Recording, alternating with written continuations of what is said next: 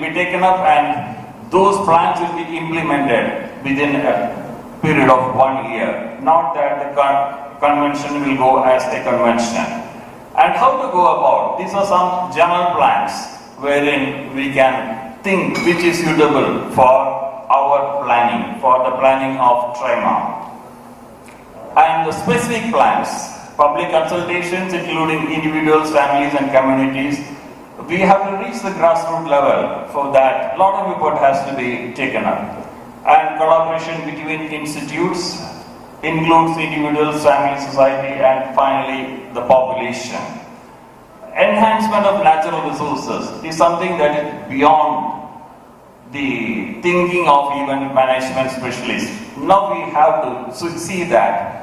Taking the example of people taking up the human habitations for making an elephant corridor at Malappuram. This should be taken as a clue, and a lot of discussion has to be taking place on this.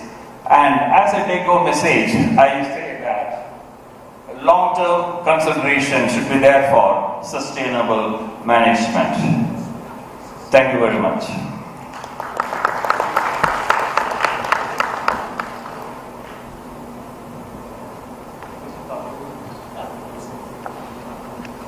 Join me in welcoming our next speaker, Dr. Vinod Kumar T.G. Nair, Senior Scientist and Managing Editor, Journal of Traditional and Folk Practices, Entomedicine and Entomopharmacology Division, KSCSTE, Jawaharlal Nehru Tropical Botanic Garden and Research Institute.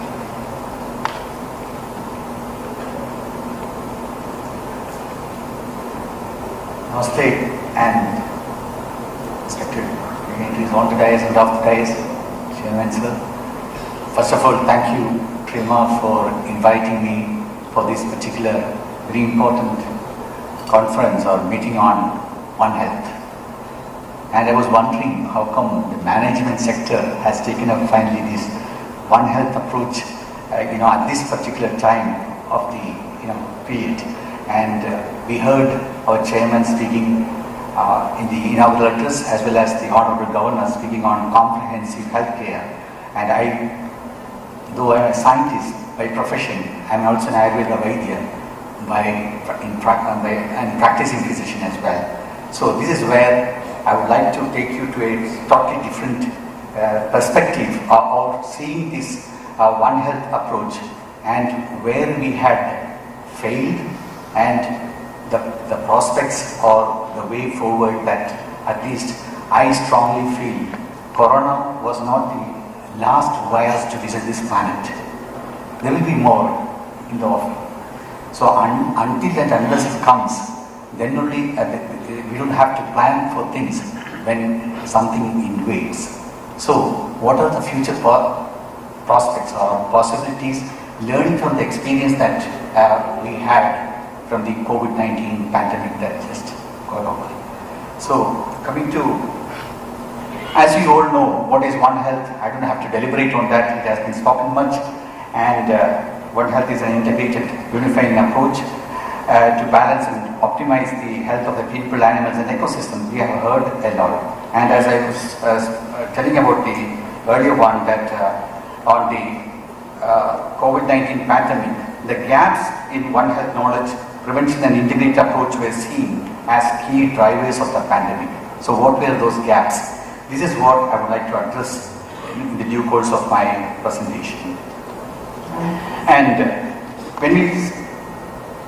what defines One Health ecosystem? As you know, it encompasses the interconnectedness of human, animal and environmental health. It emphasizes collaboration between multiple disciplines including medicine, veterinary science, ecology, environmental science and public health to address health challenges comprehensively. So coming to One Health, different aspects of One Health, you can see that the prevention and control of disease, promotion of, when it comes to prevention and control of disease, One Health strategies can help prevent and control the spread of infectious disease, reducing the risk outbreaks that can affect individuals, families, communities. And then the promotion of environmental sustainability. We always think about why One Health is significant for family, community and societal health as a whole. So, and also the economic benefits. If you look at the World Bank report, the expected benefit of One Health to the global community was estimated in 2022 to be at least $37 billion per year.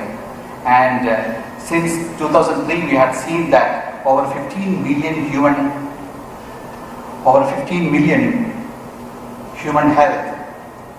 deaths and $4 trillion in economic losses due to disease of pandemics, as well as immense losses from food and water safety hazards, which are One Health related health threats that we have already seen.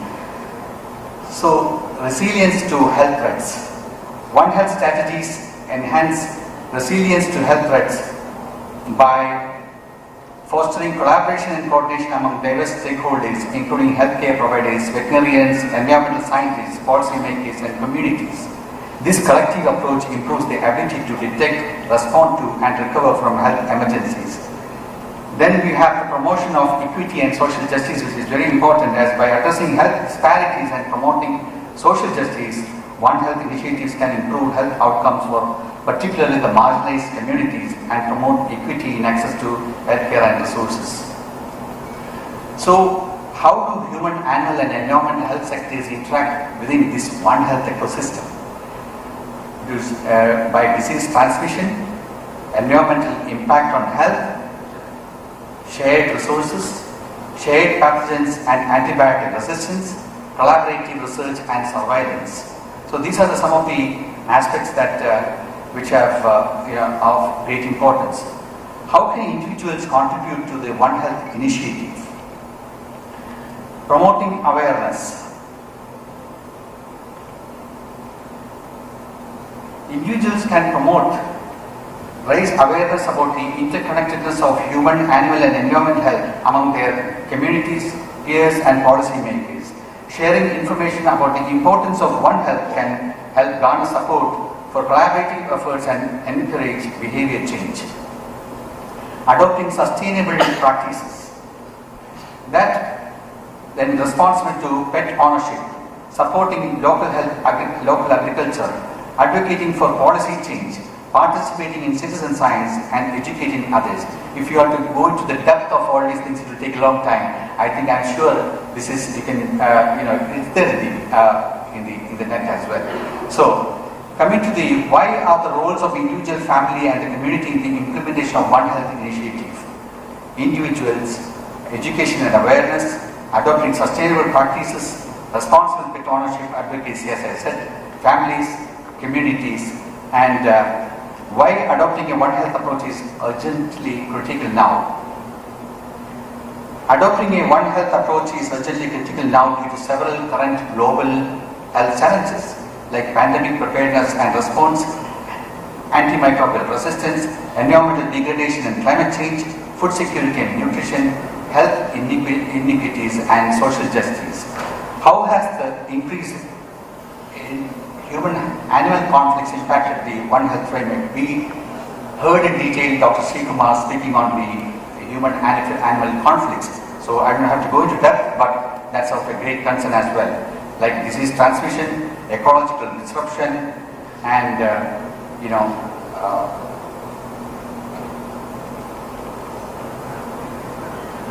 livelihoods and food security, social and cultural impacts. One Health collaboration are some of the topics which comes in this particular area. What does this mean for future strategies? This is also very important. An integrated management, community engagement and participation, conflict resolution and mitigation, surveillance and monitoring, policy and legislation.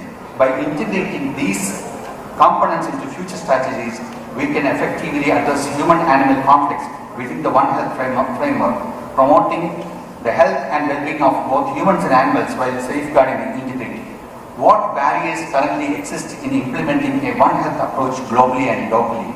These were some of the points which were asked by the organizers to talk on. So that's why I'm pointing on this particular area. That is silos and fragmentation, lack of interdisciplinary collaboration, resource constraints, policy and governance challenges, knowledge gaps and data sharing, social, cultural and behavioral factors, communications and awareness are the barriers currently exist existing in the implementation of One Health approach globally and locally. Coming to how can these be overcome through policy and community engagement. Again, policy development and coordination, capacity building and training, resource allocation and funding, policy advocacy and stakeholder engagement, community participation and empowerment, communication and information sharing. These are the takeaway points that TRIMA can actually look into for effective implementation of this One Health approach. How can healthcare, wildlife and agriculture sectors better collaborate to achieve these One Health goals? By fostering collaboration of the interdisciplinary training and education, integrated surveillance and monitoring, joint research and innovation, policy alignment and coordination, capacity building and training again, community engagement and outreach, and public awareness and advocacy. By fostering collaboration among healthcare, wildlife and agriculture sectors, stakeholders can harness their collective expertise and resources to address complex health challenges. So these are some of the examples that we have seen of the One Health initiatives. It's not just speaking, but we have seen what have happened in the world so far of Global Polio Eradication Initiative, PREDICT project, rabies elimination programs, agroecology and sustainable agriculture, One Health Central and Eastern Africa, which have been effectively handled. What lessons can be derived from the broader application if you look interdisciplinary collaboration, community engagement and participation, surveillance and early warning systems, and all the other sectors as well. What are the empirical models or tangible markers available to measure the effectiveness of One Health implementation? If you look, it is disease surveillance and epidemiology. Epidemiology is a very great thing. What I strongly feel that every time a pandemic or an epidemic happens in the world, actually, in particularly Indian context, you have to look in an epidemiological study have to be seriously conducted. I don't think it has been effectively conducted in the case of COVID-19, which I'll come on in the next slides I'll be presenting. The can initiatives be effectively designed to promote widespread adoption of this One Health practice? Yes. Financial incentives, regulatory incentives, capacity building incentives, market-based incentives, recognition and awards and collaborative partnerships as well. These are some of the integrated health concepts that we have seen. The One Health, Eco Health, Global Health, Conservation Medicine, Biodiversity and Health, Agri-Health, Health Pluralism. I would add one more, which will be soon you will be seeing, maybe whole health or holistic health or whatever you want to see. So this can go on. We have had enough and more concepts already. Integrated health paradigms like eco-health and planetary health was there. Now we are talking about One Health. We look forward to whole health soon. So this is very important. This is where my second, I'll finish it up soon. I had presented the first part of the story, what you would have all seen and which is very common and which is there in the net and which is known to the policy makers. From this, I would like to, I'll just end up in 5 or 6 slides, but this is very important.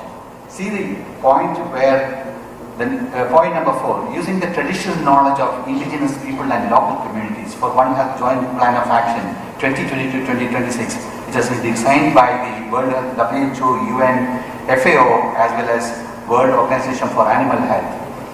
That particular point number 4, is very important in the context of particularly the Indian context, and I would say from the Kerala perspective, very important. Why? Because, I'm coming to that. We have enough, we have this particular sloka from the Ishavasya Upanishad. Everyone knows, Ishavasya Midam Sarvam Yatkinchi Jagatyam Jagat Tena Tektena Bhunjida Makuda Kasasvidhana. The entire world, static as well as dynamic, is pervaded by the Supreme God. Hence, enjoy the pleasures in a detached manner. Do not be greedy. This wealth does not belong to anyone, from the Ishavasya Upanishad. So, traditional knowledge from the context from an Indian context is nothing new to us. This had existed from time immemorial, and it is still existing.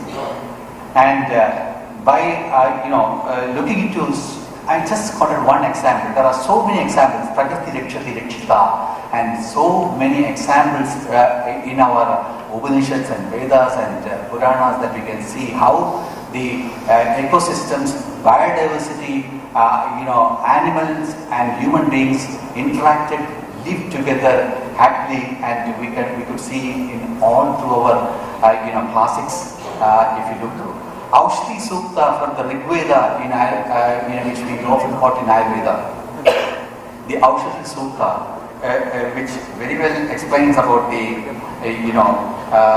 old divine plants. You are so fertile in nature. You are the blessed with all kindness and happiness. O divine plants, always be kind to us. All happiness over us. You have the power of the horse. You are the destroyer of fatal diseases. You are the guardian of mankind. Save and protect us from all kinds of illness. From the Rig Veda, one of the oldest treatises in the world.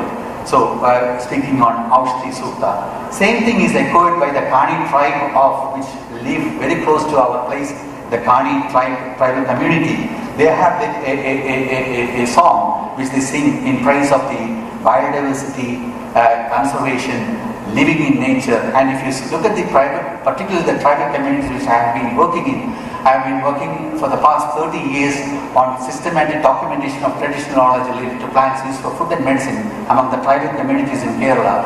Past 30 years I have seen how they live in nature, how they live in forest, one with nature, engaging with without disturbing the nature per se, sustainably utilizing the resources that is which is found around them, and how they are quite happily living. But that's also changing. The present generation is changing due to urbanization, which has reached to the forest patches as well.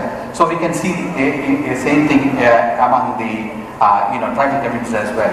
Now the traditional medicine, when it comes to the sum total of the knowledge, skills and practices based on the theories, beliefs and experience indigenous to different cultures, whether explicable or not, used in the maintenance of health as well as in the prevention, diagnosis, improvement or treatment of physical and mental illness, as described by WHO, is what the definition of traditional medicine.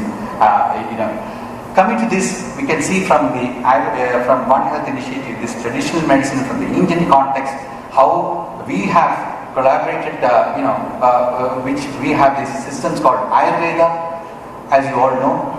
And then we have the Riksha Ayurveda dealing with the management of plants, trees, environment, biodiversity. Then we have the Murga Ayurveda.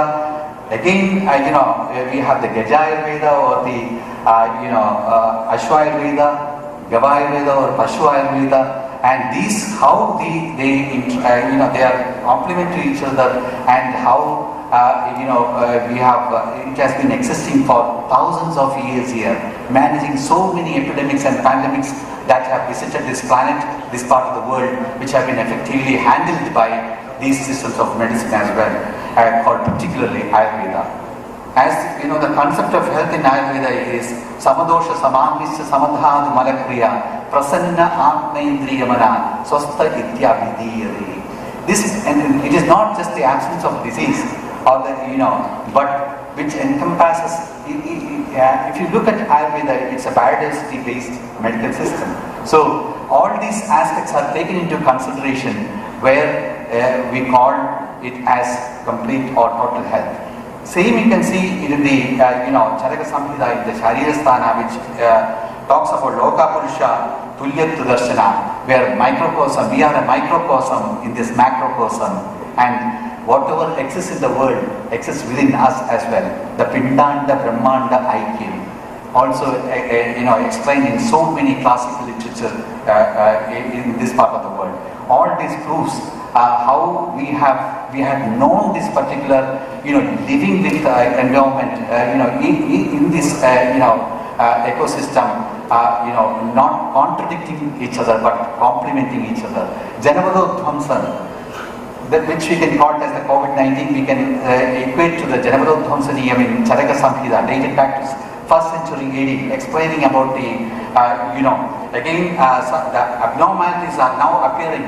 In Charaka Samhita Vimanasthana it says that Nakshatra, Graha, Chandra, Surya, Anila, Nala, Disha, the forecast abnormality in the coming seasons. Very soon the earth will cease to manifest proper Rasa Virya Vipaka and all those things. And this is bound to result in the widespread manifestation of diseases. Therefore, O Agnivesha, all of you should collect herbs before the time of destruction and before the earth loses its fertility, leading to the impairments of Rasa, Virya, Vipaka and Prabhava in particular. We shall administer these herbs with proper Rasa and these things and treat diseases. It is not difficult to treat epidemic diseases provided the herbs are collected, preserved and administered properly. So I just want to conclude with this thing is that, as Gandhiji correctly said, I don't want my house to be walled in all sides and my windows to be stuffed. I want the cultures of all the lands to be blown about my house as freely as possible. But I refuse to be blown off my feet by any. This I am telling in the context of where we missed out. I would say we missed the bus. When the whole world was gripping in darkness during COVID-19 in the initial stages, when the advanced countries like Spain, France and Italy and other countries were stuffed with only one medical system which didn't have a clue for as a curative for a drug for COVID-19, we had systems like Ayurveda, Siddha, Unani, Naturopathy, Homeopathy and all our systems of medical systems, legal medical systems in India, practiced here, widely practiced here, particularly in Kerala, which was evident. And then we were banned, particularly the Ayurveda was banned in the beginning. Only preventive steps were allowed to be taken during the COVID-19 when there was no medicine at that particular point of time in this, giving away so many lives, innocent lives without a drug. And because Ayurveda or Ayurveda systems were not allowed to be practiced, but only preventive steps to be taken. Unfortunately, if all these legal systems together, along with Western medicine, as Dr. Mohammed Hanish was saying, the primary care and secondary care could have been easily handled by these Ayurveda systems of medicine, very easily handled. And the tertiary care should have been handled by the Western medicine, and then we could have reduced the load into the major hospitals, particularly medical colleges or the leading hospitals in Kerala as well as other states. But we did not, make that opportunity. I think that was a major flaw that we had. These systems, we have all the systems here, even now being practiced. And I would say I don't have anything to to tell that I have not been vaccinated. I am not against vaccines. None of my family members had vaccinated, and a lot of my friends and on record I am saying, have been vaccinated, or even my brother or sister. I didn't ask anyone to do it. I said I am not doing it because unless this is proved as a very effective vaccine, then I will look into it.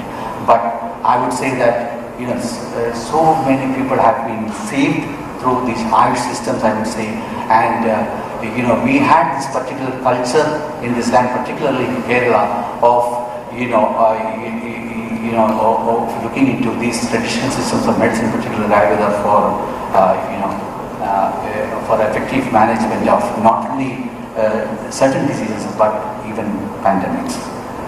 Sarve bhavantu sukhina, sarve santu niramaya, sarve bhadrani pashyantu, ma kaschit dukkha bhava. Not only for Bharata but for the entire world. Loka samasta sukhino bhavantu. Thank you. Thank you, Dr. Vinod Kumar Nair. And now I'm honored to introduce our next speaker, Dr. Bridget Nambiar, who's currently working as a technical officer, One Health and Zoonoses at the WHO country office in India. He previously worked as associate professor and head IC at Kerala Veterinary and Animal Sciences University, and as an officer in charge of the Center for One Health. He also served as a part-time international consultant for WHO in Maldives, focusing on food safety. He holds a doctorate degree in veterinary care. To you, sir. Thank you. At the outset, I'd like to thank the organizers for inviting us here in this beautiful event. The most important thing in this event is the audience here. What's so specific in this audience is that you all represent a true One Health. It's not that One Health represents by health or veterinary sector. Each and everybody of you, whatever platform you work, you have a role to play in One Health. With that introduction, let me move on to my presentation. So while I was researching on the topic, because we had two eminent speakers here who spoke on biodiversity, wildlife and human-animal conflict, as well as the basics of One Health and traditional medicine. So the next important component which One Health has importance is the zoonotic diseases. And when it comes to zoonotic diseases, I researched on some of the aspects of Kerala and how Kerala has identified a lot of zoonotic diseases. So as far as some important zoonotic diseases are concerned, in May 2011, the health system identified West Nile fever for the first time in Kerala. Then in May 2013, Kaizenal forest disease was first identified in Wayanad district of Kerala. So I'm just going to highlight all the first incidences, and you can, over a period of time, you will understand that zoonotic disease is a very important threat, and nearly 60% of the disease which are zoonotic comes from the animals as well as vice versa, and nearly 80% of them are from wildlife sources. Then in 2013, there was identification of Lyme's disease again in Nulpura Panchayat in Wayanad district, and here it was 6 plantation women who went for fireworks, collection of firewoods, and they got tick bite and they suffered from this disease. And that true One Health approach actually started in Wayanad district because of the investigation from Lyme disease, and because the health sector contacted the veterinary sector, and we all went for investigation in 2013. And 2014, the university, as a result of such investigations and collaborations, they developed a center for One Health called Cohort. Then in 2014, in the month of November, there was a massive outbreak of bird flu in Alapura district, and many birds were killed. Then again came the hero Nipah virus. I think many of the heroes who work for Nipah virus are here in the stage. So here it was in May 2018 where the Nipah virus incidence was first observed in Kerala. Then in January 2020, 28th January to be specific, we had the first report of COVID-19 in India and Kerala by a medical student. Then Zika virus was first identified in July 2021, and in July 2022 we had this monkeypox virus. So in brief, so this you can see almost all the diseases are zoonotic and very important as far as public health perspective is concerned. Right now we also heard about 2 diseases, that is West Nile fever, which is in the news recent times. But we have to understand one thing, that all this disease requires a multidisciplinary role. In fact, West Nile, the One Health approach actually started in America because of the West Nile incidents. There was a doctor who was named as Tracy McNamara. She worked in a zoo called Brown Zoo. And what could she identify is that at that time there was an outbreak of disease in humans where people died due to encephalitis syndrome. And what this doctor identified is that there are a few birds, crows were also dying in that area. At the same time, some birds in her zoo were also dying due to an unknown disease. And to her surprise, those birds which are native of America were dying first, but those birds which are imported from Europe were perfectly healthy. So that made the hypothesis look, okay, why these birds are dying? So it could be a new disease, because if it is an American bird which is dying, may have an inherent antibody to resist the disease. So as a result of our curiosities, he went to the different labs and identified that this was a West Nile fever. And West Nile has an important zoonotic significance because it is commonly seen in birds as well as in horses over a period of years. My presentation will be answering 3 basic things. What are the probable reasons why we get such disease nowadays in Kerala or in India or in other places? What are our measures to do the next? And some important learnings, as the organizers told, you have to showcase some important success stories also. So as a result of it, some success stories of One Health during my past experiences in Kerala while working in Kerala. So as you all understand that Kerala is a huge diaspora. We have not many people traveling all across the world. Especially, and not only that, but the population density is quite high. Forget Kerala, even in India, the population density, population numbers and all are quite high. And as Sir was telling, there is also a huge increase in demand of protein-rich diet. the newer generation populations, they prefer more non-veg diet, and also the purchasing power is more when compared to the olden times. So if you go to a hotel, you see more people eating biryani and non-veg nowadays. So what I'm saying is that when there is a huge demand for such protein-rich diet, certain practices like factory farming and all may exist in future, because the animal husbandry has to meet the demands of such protein. So when you talk about diaspora and things like there are chances that some diseases which are new to a particular place can enter into a state. And also we have a lot of migrant workers which are working here. Now coming to another important thing, that is we people in Kerala are more aware. Our media is quite strong. People even one case of any new disease, it will reach to the minute of the population there. I've been brought up by hearing the radio songs which my grandfather used to put. Of course, that's not my grandfather then, but every day, every morning, I get to hear the radio songs as well as the news, and it's same here for most of us here.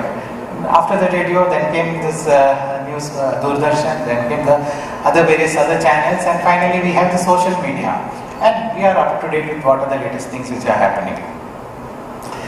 The most important point is the strong and robust health system, the surveillance systems.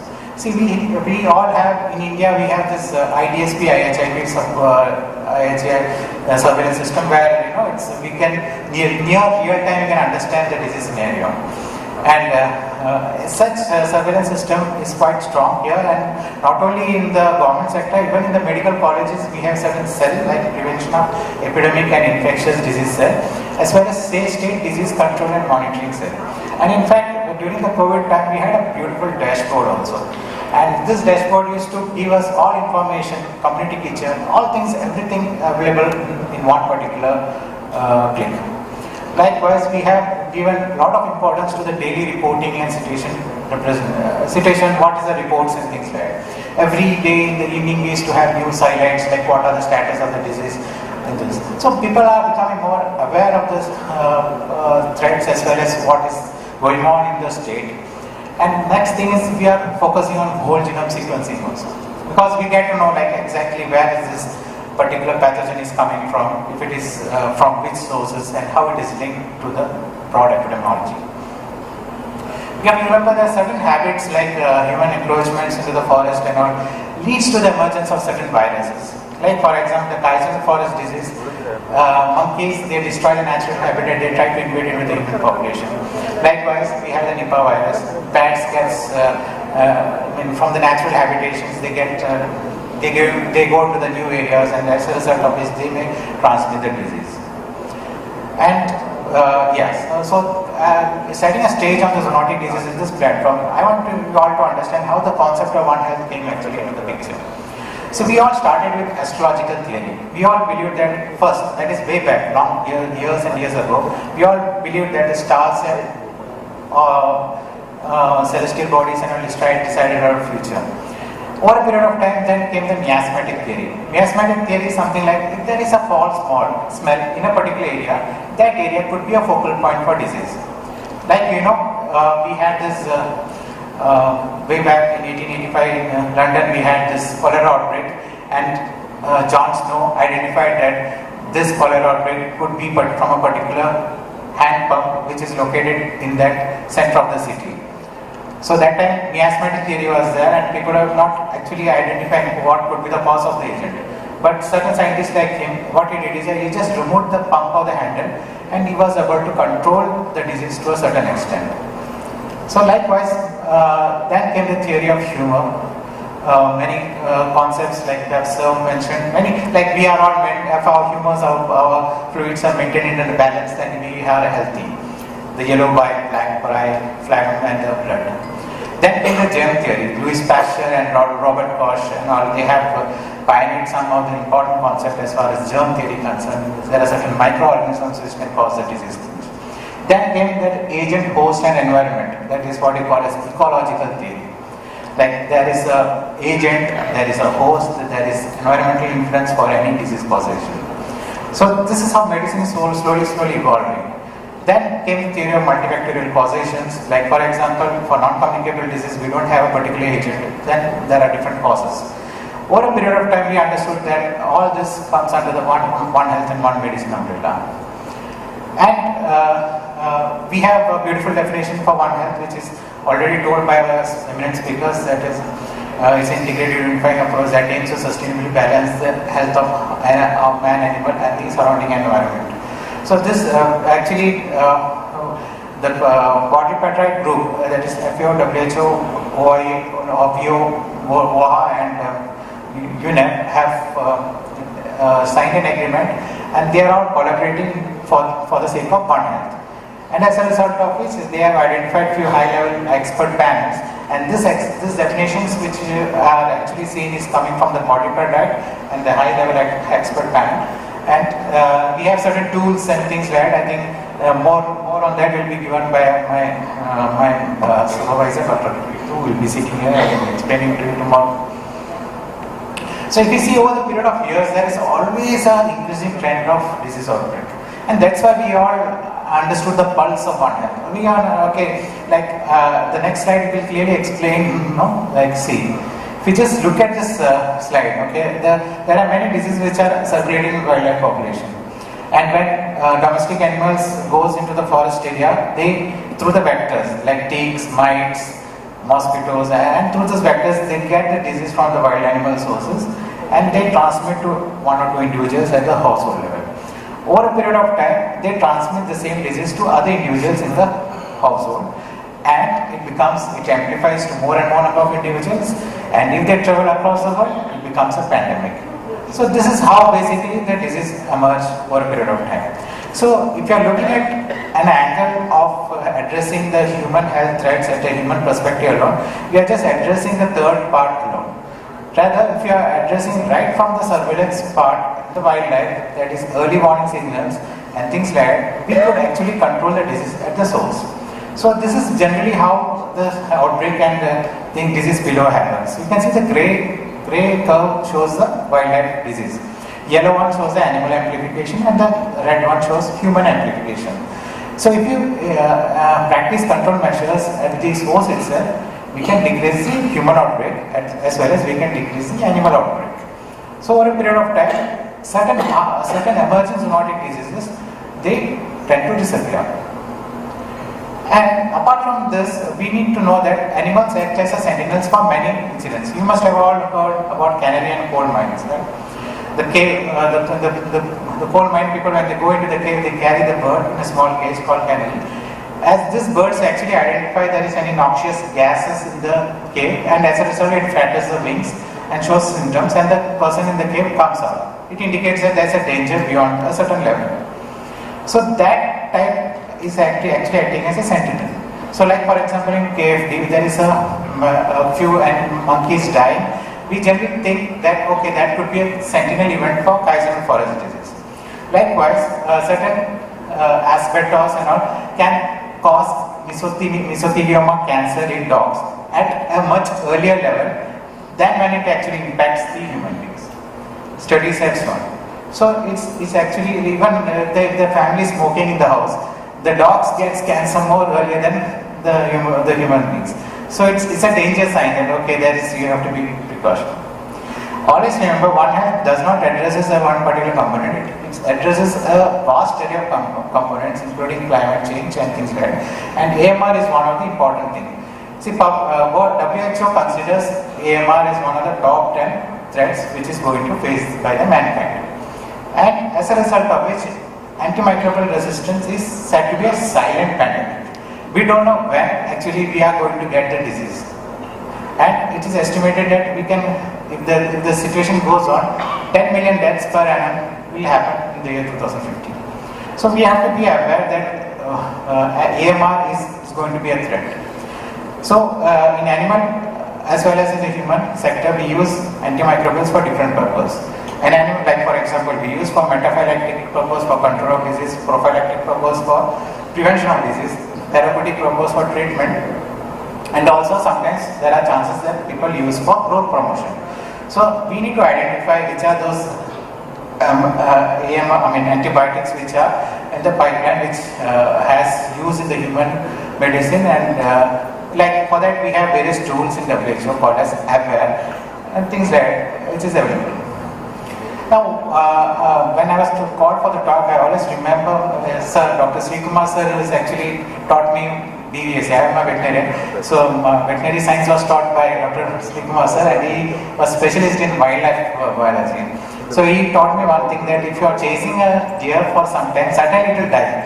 Then I was thinking like, okay, what could be the reason? So that's something called as capture myopathy.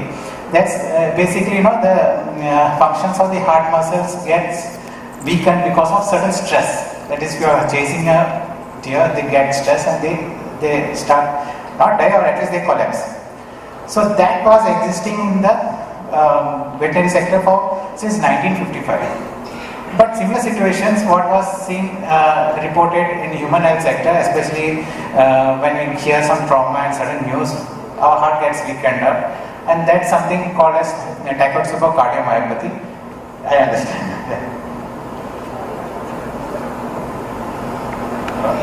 Yeah, so that tachycardia that situation was identified in 1990. But you imagine if there is a cross-talk between 1950s within veterinary and the human health sectors long back, certain small lives could be saved with the similar conditions. My last part is to give an idea about what are the initiatives done by the government sectors as far as One Health is concerned. Only one initiative, that is called Kaizen forest disease. Way back in 2015, we had an outbreak of Kaizen forest disease where 18 humans had died due to the disease. So what happened is that, basically in Kaizen forest disease, monkeys act as a reservoir. They get the disease, even though they are reservoir, they also die due to the disease. And before they die, as their temperature is high, they want some water to drink. So usually they go near the water source and they try to drink some water there. And immediately after drinking water, they will die near the water source if they are infected with KFD. And as their body gets cooled down, the ticks comes out from the body of the animal. And if at all there is some animal which are grazing those areas, they get the tick bite, or they harbor the ticks, and they take it to their home. And when humans come and get exposed to these animals with the ticks, especially the nymphal stages, which are very active, it's just like this. Just want some source of water, blood to drink. So immediately it gets the blood, it drinks, and then it gives you KFD virus. Okay. So so I'll just move on fast. So what basically is that at that time in 2015, every year, that time this district administrator organized a meeting. They called the different sectors, and as a result of which they prepared a guideline. Like what are the roles of various sectors as far as a KFD outbreak happens. I'm talking about One Health in field. So as a result of guideline, they have a own control number, and whenever there is any monkey death, immediately a call goes from the control number to the forest sector. From the forest, the call goes to the veterinary sector and the veterinarians, as well as the human. From the university, if there is any pathologist, they go and conduct the post-mortem. They wear all the PPE kits, as well as they take vaccines against the disease. They send the samples via health department to a recognized lab. Usually it is National Institute of Biology, which deals with all biosafety pathogens. And then at the site where the monkey death is seen, they dispose the carcass on the site. Post-mortem also is done on the site, and samples are taken, and those areas are found. And sometimes you can go for controlled burning, because being a forest area, we have to always remember the forest fire may happen. And then there is a daily reporting system from the administration side, followed by control of vectors by putting some anti-tick preparations in the body of the animal. This is also practiced by the animal husbandry department. And health, of course, has a major role where surveillance or for identification, vaccinations, awareness, everything is done by that sector and coordinating between different sectors. Then we have some tribal reports. So that's what I'm saying. All the sectors has a role to play. Even the media, because they are having an important role in public alerts as well as so it's basically an approach which utilizes the. We are not going to bridge.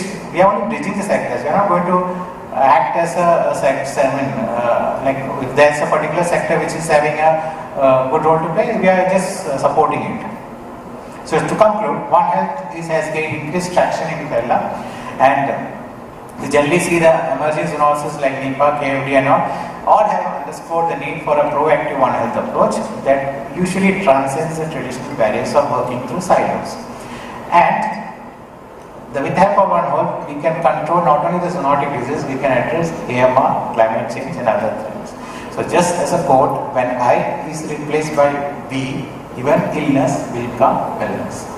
And thank you all. We have to remember, our position is not in the center of the scheme. We are just a part of the entire universe where animals are there, plants are there, and things. Then only we can work collaboratively. Thank you, one and all.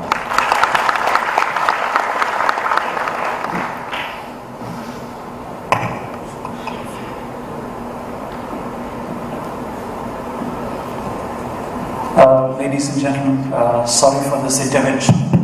I hate to do it though. I'm sure you've had very illuminating points coming out of the erudite speakers, learned members. Unfortunately, for want of time, we cannot have a question answer session right now because the next session is already overdue. But nevertheless, I would not want to disappoint you who have got questions. You could interact with the speakers during the lunch session since we are already running short of time and we would want to start the next session. Is that okay with you? But what we can do for now is, please put your hands together, give them a big applause. Thank you very much. This sums up our first session of the series. May I request to kindly hand over a token of gratitude to our speakers. I request Mr. Suresh Kumar to kindly hand over the token of gratitude to Dr. D. Sri Kumar.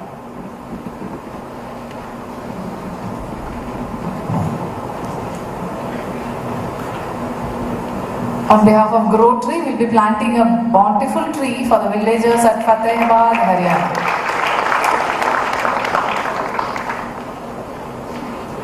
May I request Mr. R.A.D. Pillai to kindly hand over the token of gratitude to Dr. Vinod Kumar PG.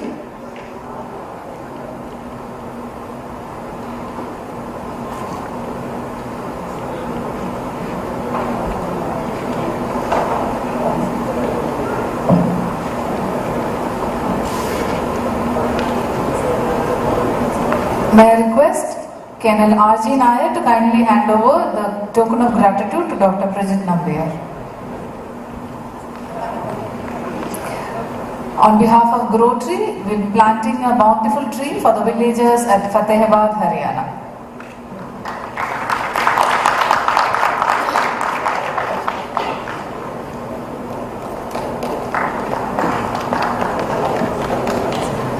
Distinguished ladies and gentlemen, we now begin the next session with the brilliant panel moderated by Padma Shri Dr. Martanda Pillai.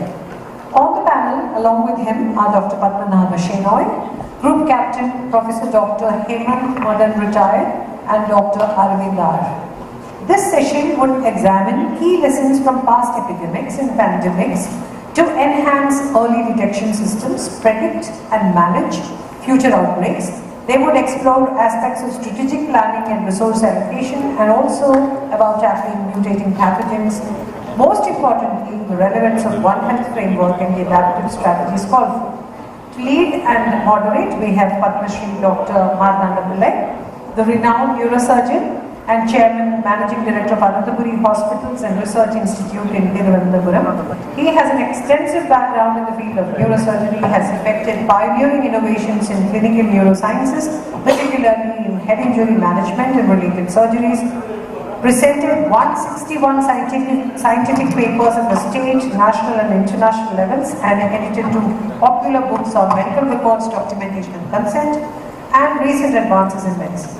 Besides his several prestigious qualifications, and Dr. Pillai has won over 23 prestigious awards including the Padma Shri, and has served on and mentored many agencies with medical and administrative significance like the IIM. Dr. Pillai has previously served as a professor and head of the Department of Neurosurgery at the Government Medical College Thiruvananthapuram. In addition to his clinical work, he has held and still holds significant leadership roles contributing to the advancement of medical research and healthcare services in Kerala. Dr. Martanda Pillai, it is my pleasure to invite you to take over the floor for the session and to introduce your fellow panelists. Over to you, sir. Thank you.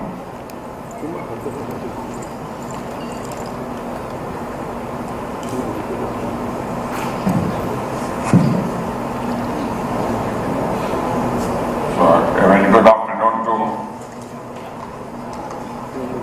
the distinguished panelists and distinguished delegates. At the outset itself, let me appreciate and praise on record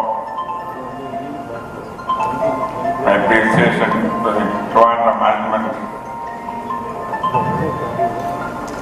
group for taking this issue of One Health for a session, because it is very, very important from what has been already discussed, that even the survival of the human race depends upon how fast and how effectively we take up One Health. And now these eminent panelists during this session will be deliberating on epidemics, pandemics, prevention and preparedness. That will be the topic that we are going to deliberate. And as a small introduction, let me say that epidemics, pandemics is not something new, but the very existence of the human race, this has been there in different dimensions. And of course, the knowledge, epidemiology, and the progress of all these things is better known now than before. To begin with, it has been showered with mystery and things like that. And only very late and gradually the realization that this happens because of organism infecting the human being. But then if you look at the whole scenario, whatever has been laid down as a protocol for tackling epidemics and pandemics still remains the same even today. Even during the Spanish flu in 1918, isolation, social distancing, wearing of the mask or gloves, sanitation, and things like that. Things like that still continues to be the basic principles for tackling epidemics and even pandemics. And we are even recently seeing how these have been utilized for tackling COVID-19.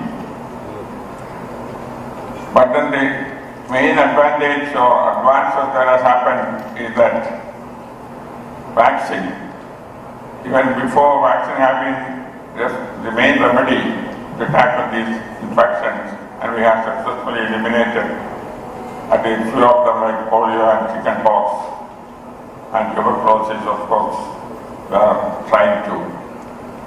So the role that vaccine plays definitely very important, and as far as COVID was concerned, we could normally, to have a new vaccine, it takes almost 2 years or more, and we have to spend 2 crores or more, 20 crores or more for that also. But here we have shown that in 6 months you can have a COVID vaccine, not one vaccine, different vaccines, utilizing different technology, and that was very successfully in building herd immunity. And another, but then the negative aspect of the epidemic was that the weakest of the society have been the most sufferers, and those who are better off would sort of live with it. And this is one aspect that definitely we have to address Because only when everybody is safe, you are safe. So without taking into account the health of the whole population, we cannot have solutions for all these issues. And it also exposed the weakness of the health preparedness and health system in our country and even world over, where even very prosperous advanced countries could succumb to the pressure of non-availability of proper health care systems. And also, another aspect was how early you have intervened. Those countries which intervened very early with COVID-19 had less mortality and could control it better, like China, Korea, Hong Kong, and many other countries. And in England, of course, it was very slow to start with, and definitely the mortality and morbidity has been higher in that country. Our preparedness and the steps that we have taken for control, although they are time-tested methods, how it has been done, how effectively we have done it, whether our decisions in doing it have been right or not, definitely our subjects, it has to be subjected to much more study and research so that we can evolve better methods. Even in Kerala, we have seen that we have been very fast in implementing the time-tested methods to contain COVID-19. The public health initiatives have been very fast. And we have seen that is it because we have been very effective in implementing lockdown, or whether it is the health consciousness of our population which made it more effective. But the result has been that when the antibody levels of the population were taken, we have found that it has been much less in Kerala than in other states. So over-enthusiasm in the lockdown, extension of the period of lockdown, whether it has done good or bad, are things which has to be subjected to critical analysis, because at least next time we could be more careful in doing that. And even the herd immunity level we could achieve only late. In spite of having a relatively good health system, a population which is health aware, and the government has been really effective and efficient, these things are happening. So these are matters which definitely has to be subjected to further analysis and study. Even other epidemics or endemics, even the bird flu, which is happening like a ritual every year in Alabama, we have not been able to decipher why it is happening. But in America there has been a similar situation, and some of the studies show that the antibody of avian flu has been detected in the cow milk. So whether the cow is an intermediate host or these repeated episodes or what, all need much greater study to come out with solutions. Even the Nipah virus, where the bat is the culprit, these bats can harbor almost 600 species of organisms, and they survive in the bat without doing harm to the bat, particularly because of the body temperature of the bat. And why this is happening and how the infection is repeatedly coming again are matters which need detailed study. So there are a lot of issues with modern technology, digital health and advancement, artificial intelligence and all. Whatever information we can collect from this COVID epidemic has to be utilized properly so that further epidemic, you cannot prevent epidemics, you can't even predict it, but then at least you will be prepared to handle it in a better manner, particularly with technology advancement. But when you analyze all these epidemics which have been happening, infectious diseases that have been happening time and again all over the world, the data shows that 70% of these infections are contrived from animals. And out of this, another 70% of this is from wild animals. So the need for a redo-cut wild animals, environment and human health is very important, and one health concept is exactly what it is trying to do. It was France in 2004 which initiated this concept, but then it has not been taken forward much and definitely needs taking up, and we are fortunate that the Kerala state government has been more or less taking up, but the speed and energy with which it has to be handled has been increased. Because we know that at the all India level, our population, if you look at 130 crores of human beings, an equal number of animals are there in India. For 130 crores of the population, we have at least 15 lakhs of doctors from different streams and 2 or 3 lakhs of hospitals, including primary health centers, more than that. But if you look at the veterinary sector, there is only 7,500 institutions, including mobile hospitals and all, dispensaries and all. And the number of veterinarians are only 750 or so. So for the equal population, the healthcare dispensation is so extremely different that it needs address. Particularly because the human race, particularly the sub-Saharan population, depend on animals for their food, nutrition, for travel, for hobby, and as pet and whatever. So the importance of animals is highlighted just by looking at this fact alone. And AMR, already the previous speakers have pointed out that One Health, again, is a concept through which the AMR can be addressed. If we don't address it, antimicrobial resistance, we will be going back to a period where we didn't have any antibiotics.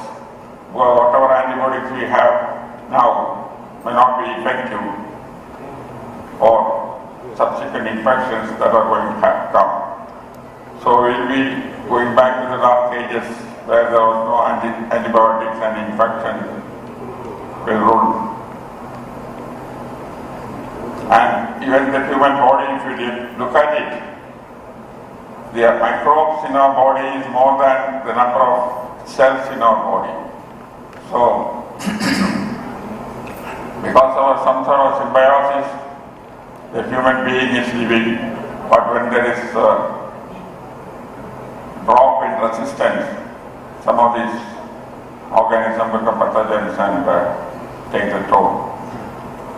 So the One Health aspect has to be definitely addressed, and there is a beginning to this, and Trivandrum Management Association should not stop it with this symposium or this conference, but take the lead to see that it is effectively addressed within the financial resources and the manpower we have, so that periodic interaction with environmentalists, activists, veterinarians, modern medical doctors and administration to check out a plan, sustainable plan within our resources, the need of the hour.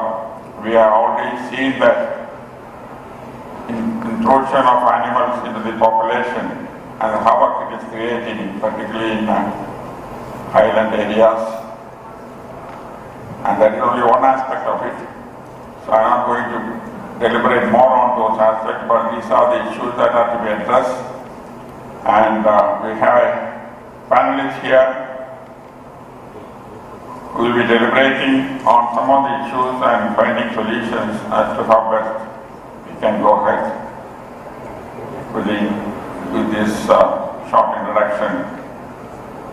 I will invite our panelists to deal with some of the topics which will throw more light as to how best we can take this initiative forward.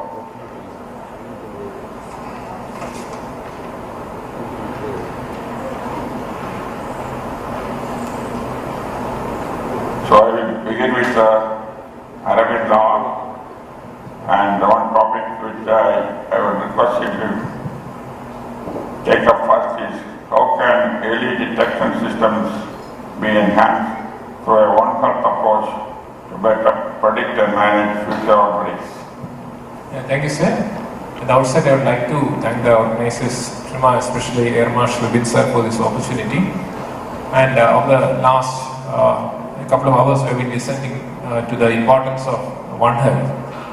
So if we take the Kerala experience, how we dealt with Nipah and how we dealt with COVID and monkeypox, so that in itself gives an answer to SARS question. So how should we be dealing with a pandemic or an epidemic? There are two approaches. So one is the preemptive approach and second is the reactive response or the firefighting. So Kerala, as we all know, are the leaders in firefighting. So if there is a fire, then all of us join together how we tackle the floods, etc. So that is exactly what happened during the 2018 Nipah. So we were able to identify the case, the second case, and then from the index case, 19 others got infected and the mortality rate was around 90%. So we were not able to prevent it from happening. So what we were able to do was to contain the Nipah outbreak from spreading to further people. That is what happened during the last year's Nipah outbreak as well. So this is a reactive response. Ideally, we should be having a preemptive response. Preemptive means that's a bit more difficult. We need to have a lot of epidemic intelligence. We need to predict what is going to happen like that. For example, as SARS said that during the ICMR zero prevalence service, it is clear that the bats in all the districts in Kerala as well as in 12 other states in India harbor antibodies against Nipah. That means that the spillover which is happening from the bats to humans can occur anywhere in India. That's the meaning. It's only that Kerala is able to diagnose these infections at the right time. So epidemic intelligence basically means that we need to have a continuous surveillance system in bats regarding when these antibody levels are coming down, when this viremia is occurring in bats, and we should be able to identify the hotspots. When it came to COVID-19, so we were able to diagnose the first case itself because we knew that when this outbreak of a novel coronavirus is happening in Wuhan, so we contacted NORCA and realized that around 700 students are studying in the Wuhan University. So that is one of the epidemiological vulnerability of Kerala. That is recently data showed that except in North Korea, we have maladies everywhere. And by nature, when they get infected, they will get on to the next flight. In 24 hours, they will reach here. So Ebola means outbreak in Nigeria can reach our airport within say 24 hours. That is true with Lassa fever. That is the biggest threat that Kerala faces. The second is with relation to the guest workers we are having. We have around 30 lakh guest workers and malaria, Kala, etc., which we thought that we have gotten rid of these infections have made a strong comeback. That is second challenge. Third is the density of population. Our density is twice that of the national average. And from Trivandrum to Kasaragod, it is just like a metropolitan. So an infection here will reach Kasaragod within say 3 to 4 hours. That is another challenge that we are facing. And another problem is our life expectancy. Life expectancy is a huge problem. So we should not be saying life expectancy is a problem. But Italy had a problem with COVID-19. Spain had a problem. Why? Because their life expectancy was more than 80. So if you are having more of people above 80, the chance of them succumbing to these sort of emerging infections is also high. That does not mean that the Italian health system or the Spanish health system is inferior to our health system. That just shows that their health standards are so high that they have more vulnerable population in the society And as a civilized society, it is our responsibility to protect them also. That is what is meant by this vulnerability mapping. So when we did the vulnerability mapping in Kerala, we had 46 lakh people above 65 years in Kerala.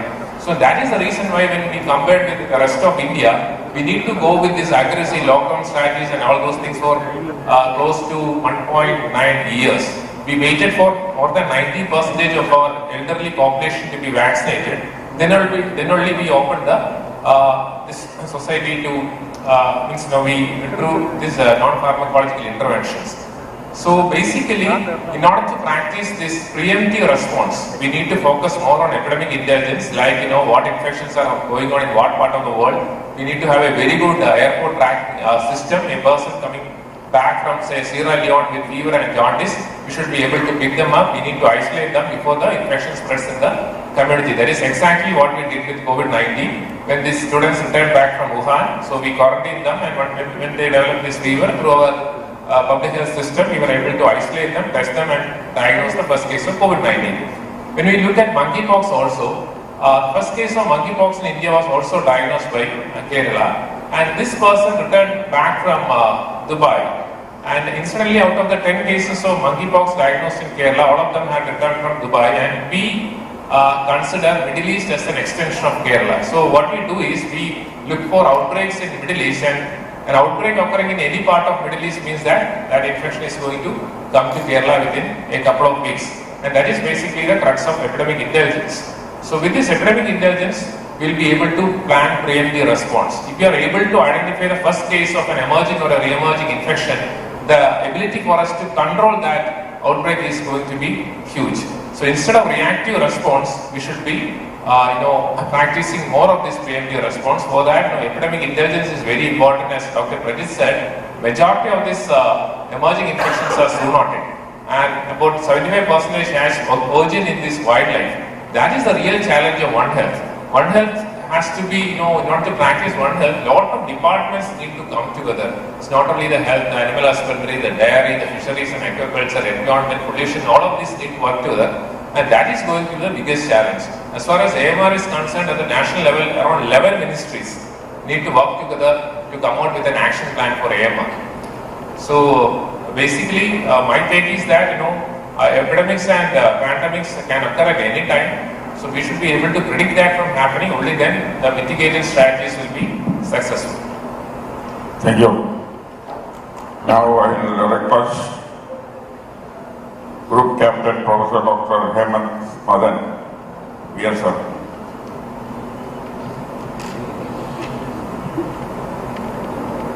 So, how can early detection system be enhanced through One Health approach to better predict and manage future outbreaks that already has been? That with what strategies can be employed to effectively monitor population health and risk factors at various administrative levels, such as taluk and district? Thank you very much for making me participate in this panel, and thank you, Air Marshal Vipin, who was the first point of contact for this conference for me. I'm not in Kerala, I practice in North India, and therefore perhaps I can bring a different perspective to this entire panel discussion. The question which is asked to me is, how can we enhance or how can we become faster in predicting pandemics, and what better can be done? Talking philosophically first, I think this is the first management conference that I'm ever attending which deals with the healthcare topic. Normally I've never attended, I've never seen management people talk about healthcare in such a focused manner as this. A pandemic, we must understand, all pandemics, all diseases, we must remember, are essentially management and logistic problems as well. They are medical problems, all right. Their medical scientists need to come up with solutions, but it's essentially also a logistic and a management problem.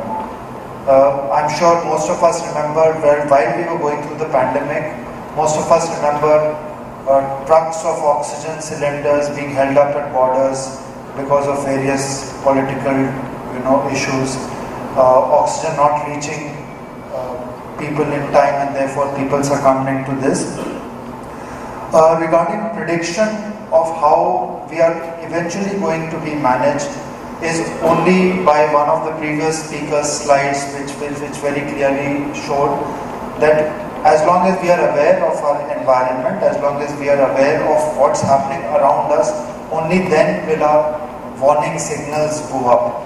Is it ever going to be possible to devise a test, a blood test, which will diagnose diseases across humanity? No, I don't think that will ever be possible. We will never have a single test which will be able to detect, which will be able to diagnose, and therefore diagnosis is going to come only by way of epidemiological sharpness, epidemiological astuteness, understanding what's happening around your society. If there's an unaccustomed increase in the number of patients who are having fever, or people, or even going further down in animal deaths in societies where people stay with animals, that's possibly going to be the first indicator for a pandemic. The second indicator, which the second aspect which I really want to highlight here, which is something which we still haven't learned from the COVID pandemic, is getting a basic level of awareness about infective diseases and about pandemics across the general group of doctors. I'm not talking only of human medical doctors here, I'm even talking of our veterinary colleagues. I don't think we have yet devised a course or a strategy. See, what happens is, as the health secretary mentioned in his talk, unfortunately healthcare has taken a turn where everybody has become a specialist, a super specialist, and with the private sectors investing so much money, a super specialist. We have people who only talk of, in my specialty, only talk of heart failure, only talk of congenital heart diseases. So, and there are plenty of such doctors. Now, if there was a pandemic like what happened in COVID, are we ever going to integrate these super specialists, get them down to basics, and integrate and utilize their services in healthcare? I don't think we have yet got an integrated approach for this. So this is something that I suggest very often, and this is something that is possibly, this is a good forum to suggest this as well, is that some basic level of awareness of the pandemics happening across the earth or across the world should be made aware even to super specialists, even to specialists who are very focused in their private sector, so that we are on the same page should a pandemic or should an epidemic strike. The 1991 WHO theme was, of course, it was not related to a pandemic, but it was, should disasters strike, be prepared. Now, as my previous panelists spoke, we cannot be in a reactive mode to respond to disasters. We have to be in a preparatory mode to respond to disasters. And therefore, the only way is to be aware and to be prepared of these disasters. In the intervening period between say 1990 and till very recently, we thought communicable diseases were going out of our kind of stress list, and we need to be more focused on non-communicable diseases. Epidemics were talked about more in terms of obesity, diabetes, heart disease. They still remain a problem, but COVID-19 has provided a very strong reminder to the entire humanity that communicable diseases are not going anywhere. In fact, with the man-animal conflict, human-animal conflict, communicable diseases will be there, and we better kind of remain sharp with our clinical judgment on this particular aspect. Finally, a thought about, again, what the previous speaker said, let's not be egocentric, let's be eco-centric. That's a thought which is the backbone of One Health. For those of you who are interested or who read some alternative books other than professional books, there's a book written by a very prominent author called A Brief History of Almost Everything. This is by an author called Bill Bryson, where he talks about the entire living being. And what he says is that if we were to take the entire living kind of planet as one day, that means as 24 hours, human beings actually came into existence only at 11:59 p.m. So that means in the entire history of the world, we've been around for only 1 minute of that entire history. So it's impossible for us to feel that we are the most important being and therefore we can do whatever we feel like. No, if we don't behave the way if we continue to behave the way we've been behaving, naturally nature is going to strike us, and nature can be ruthless, as was shown very briefly during the COVID pandemic. Thank you. Thank you.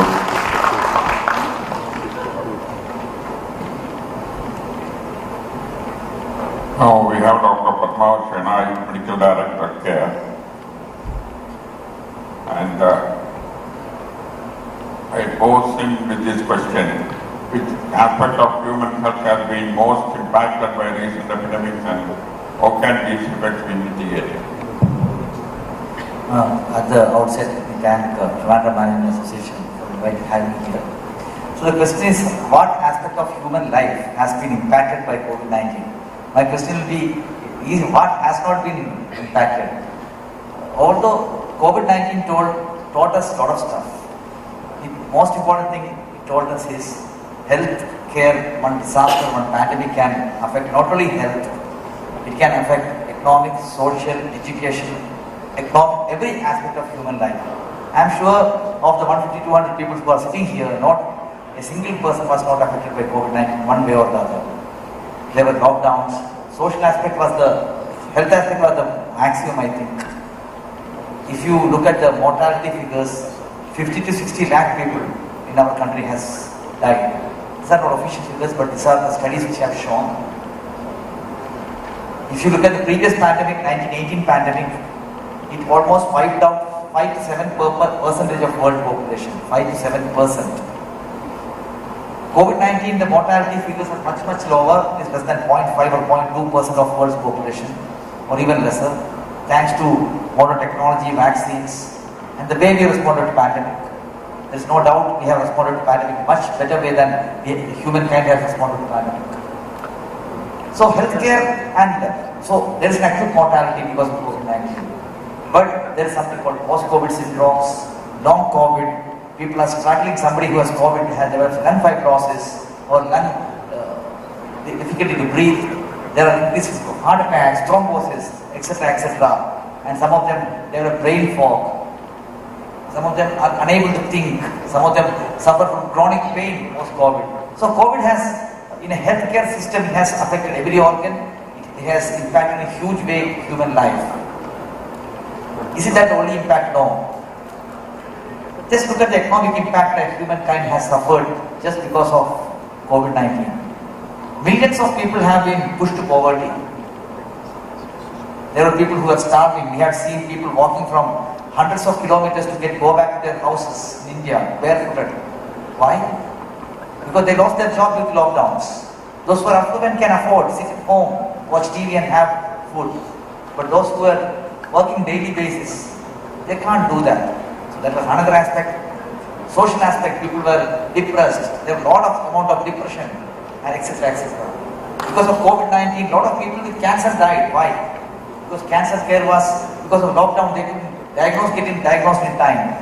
So not only impacted, COVID did kill by itself because of other aspects of impact on other health systems. It killed a lot of people because they could get adequate care. And last but not the least, we should never forget our children who lost a couple of years of education. It is, for example, children sitting at home getting online education. We have tried to innovate. But how much we could, their social interaction, their social skills is not the way what we have learned get from the school. So we teach medical students. So these people who studied medicine during usually 2 years, they have suffered tremendously. Their clinical skills, the way they interact with people is totally different. they try to catch up. What I am telling is, we teach people who are 23, 24, 25 years. So if you look at somebody who is 4 or 5 years, the initial formative years in school, they are never going to get back and they can never catch up. So COVID has profound effect on every aspect of human life and we have suffered in a lot of ways. But the biggest learning is resilience. We all learn humankind will bounce back in whichever way we have been thrashed. So we have bounced back, we are catching up, and I am sure we will go back to normalcy soon.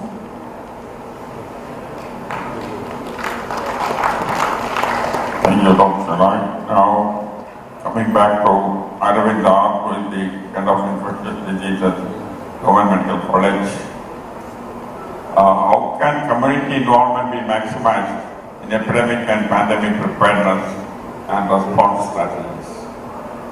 It's a very important aspect, as Mohammed Ali sir did say, the priority for the Kerala Health System Improvement Project is actually One Health. And following this Nipah outbreak and problems AMR and all, Kerala launched this One Health program in 2021. Probably one of the first states to do so. And phase 1 was targeting the Pamba Basin regions, because the Pamba Basin is where we always, every year we have avian influenza outbreaks, and it's just a couple of mutations away that will cross over to the humans. So we start off in the Pamba Basin districts, and the priority was to have community level volunteers, because majority of these emerging infections are zoonotic, and probably if there is some death somewhere and the handler, if that person is developing flu-like symptoms, the first alert can come from the community itself. That's the importance of actually having community level volunteers, and we have trained around 2.5 lakh community level volunteers in the Pamba Basin districts, and phase 2 will be launching in all other districts. So basically we were piloting this community level action at the ground level, and we have very good feedback. For example, patients developing fever and joint pains, and if they had a cow, etc. at home. Now the farmer themselves are coming to the clinic and saying that you taught us about brucellosis, you please get us tested for brucellosis. So the community level engagement is actually a double-edged sword in Kerala. Okay, because they become more aggressive, they may become sort of hypochondriac, like all these joint pains, etc. with the brucellosis, etc. But most important thing is, if we want to diagnose infections at the earliest, we need to take community into our confidence, and that is what One Health program of Kerala is aiming to do.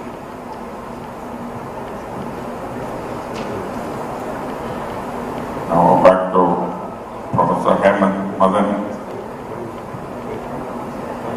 Can recurring disease and their management lead with genetic mutations affecting future generations? How should this be addressed?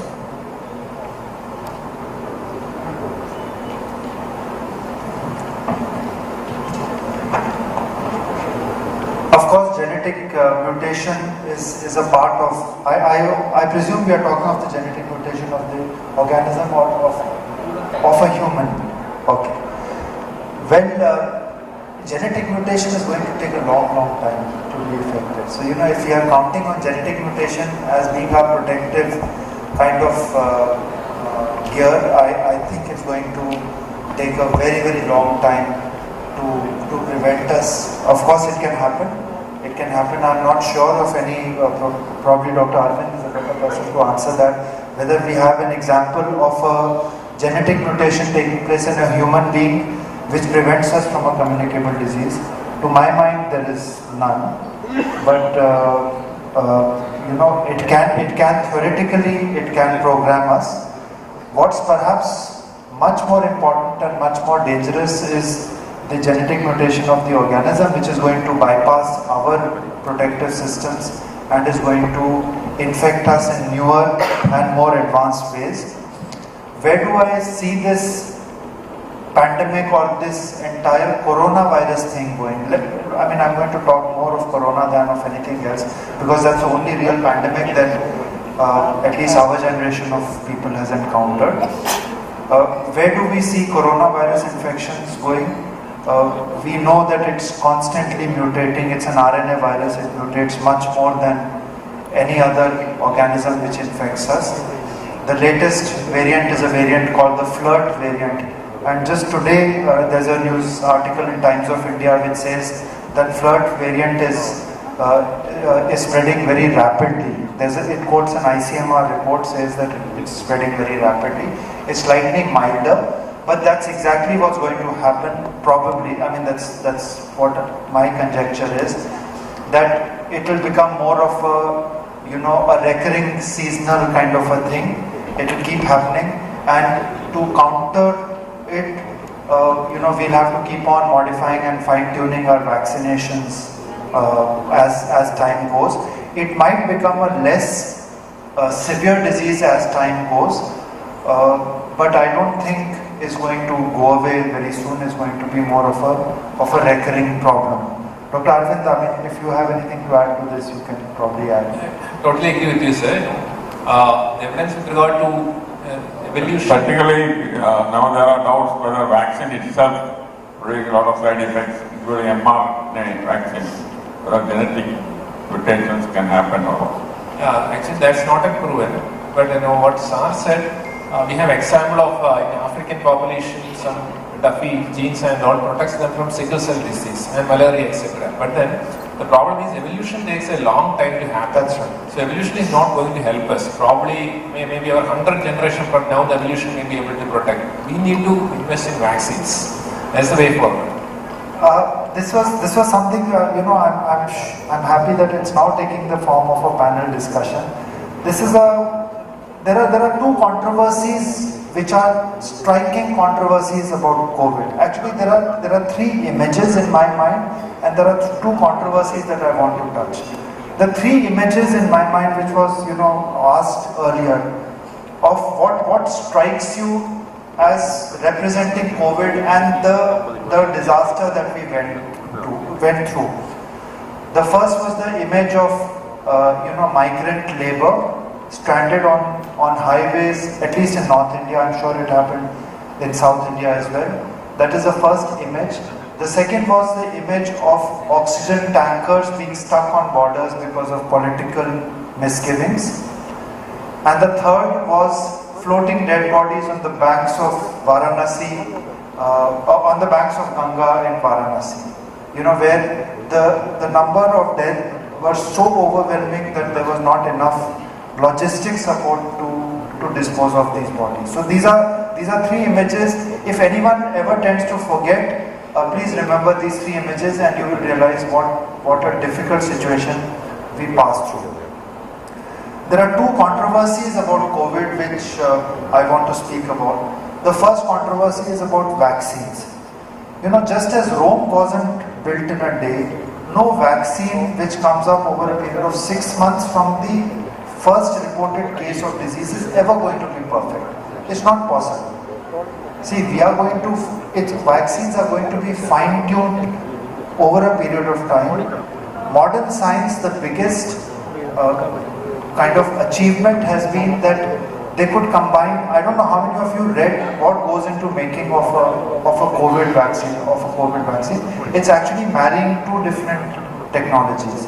It's marrying a messenger RNA from a virus and getting another component into it so that it produces a vaccine. Am I right? It's a two-step process.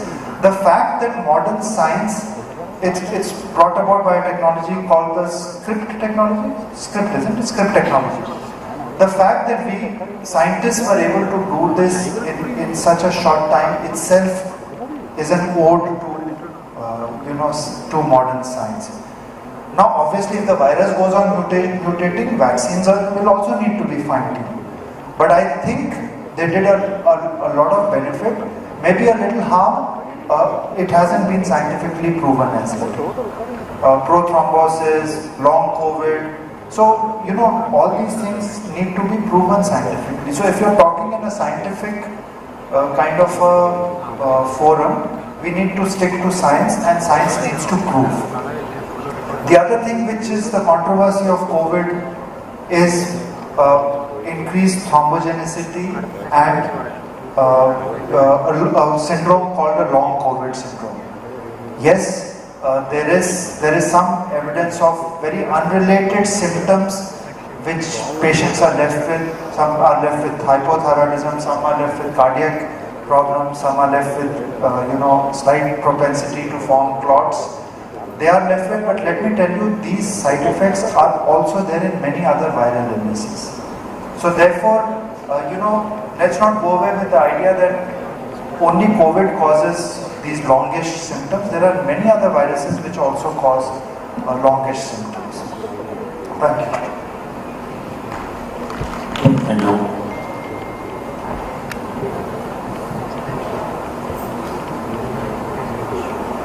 Now the last question is to Dr. Padmanabh Shenoy.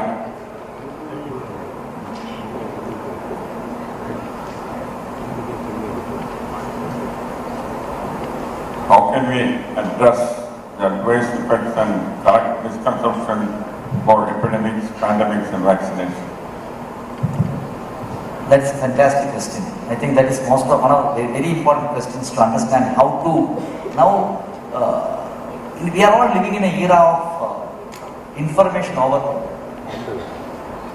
We get information from lots and lots of forwards, YouTube, Facebook, and whatever we believe, we tend to keep on getting forwards of making our belief more and more solid, which people call a cognitive dissonance.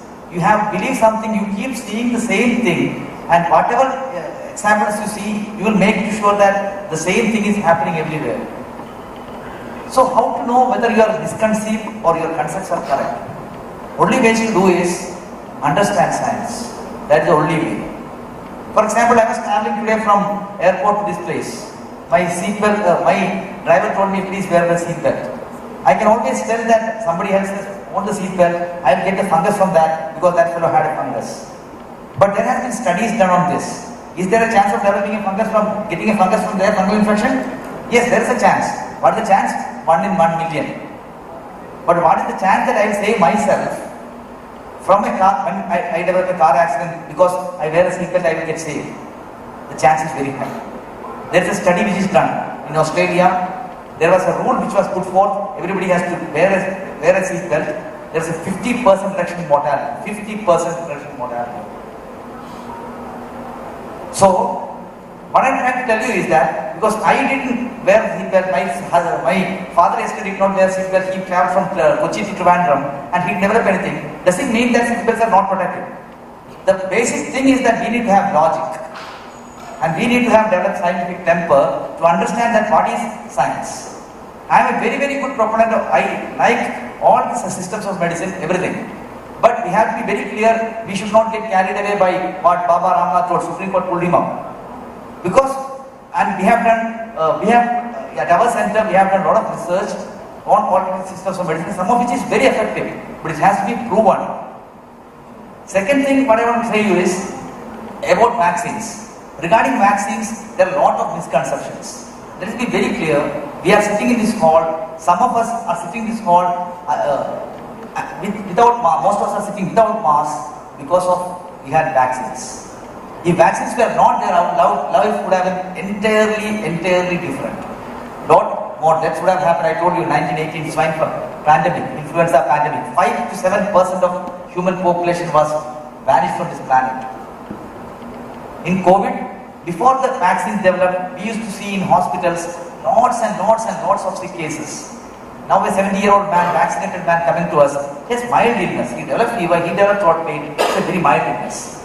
This is the message. And all these vaccines are studied. How they have been studied? Some people were given vaccines, some were not given vaccine. 20,000, 30,000 people.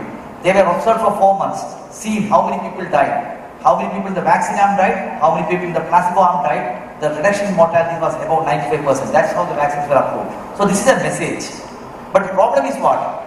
Message does not get conveyed very easily. So we need platforms, we need real messengers. Messengers are people who are healthcare workers, who are community leaders, who advocate.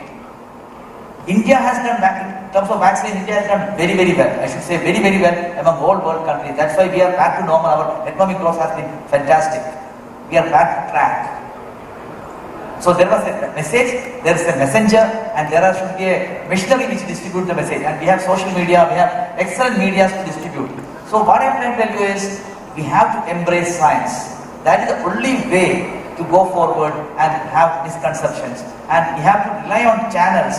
We have to rely on people who are speaking science. That is the only way. And I'm sure last week we had a major controversy in vaccines. Vaccine causes thrombosis. AstraZeneca admitted. Is it true? Yes, it is true.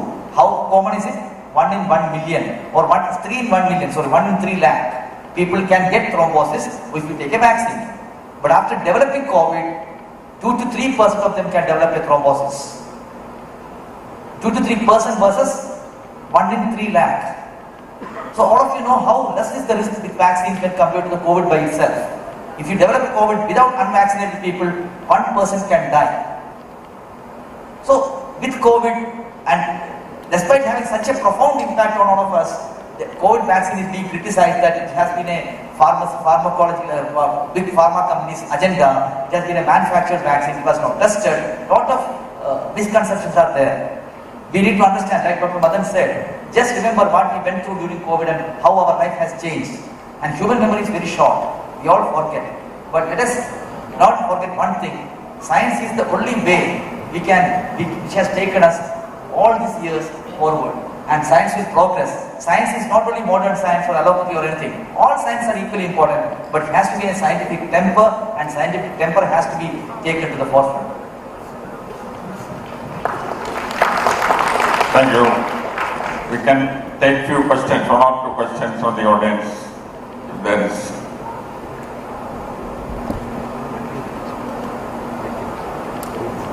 Sir, Dr. Martanda will have not received any questions, maybe because we are running way behind schedule. Okay, then we wind up the session. Thank you so much for the informative session.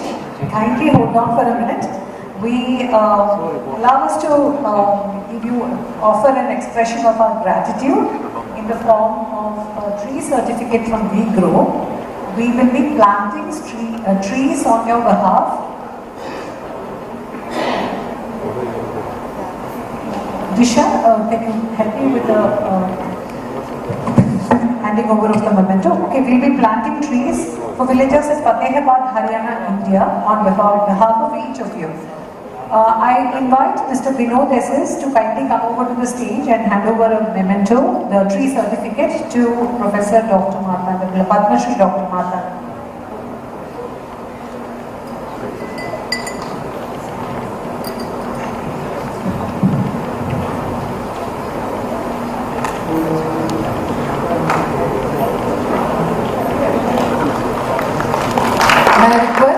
Mr. Rajesh Sundar Rajan to kindly hand over the memento to Dr. Padmanabha Shenoy.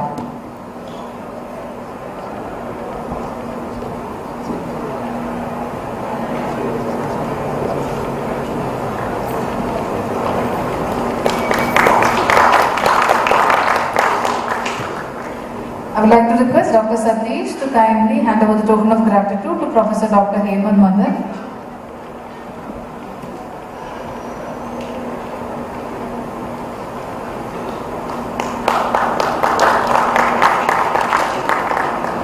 I would like to request Ambassador T.P. Sitaram to kindly hand over the token of gratitude to Dr. Aravind R.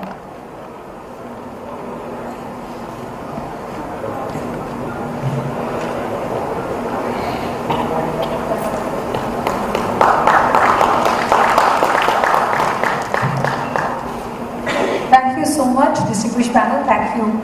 We had a wonderful session. Now it is a time for lunch. Lunch is waiting for you outside. You've been a very, very cooperative, attentive audience. We request you, since we are running short of time, the lunch break is actually for 45 minutes, but we request you to come back in 30 minutes so that we can start the session by 2:45. Requesting all of you to come back here by 2:45 because we have an exciting session waiting for you. It will be quiz.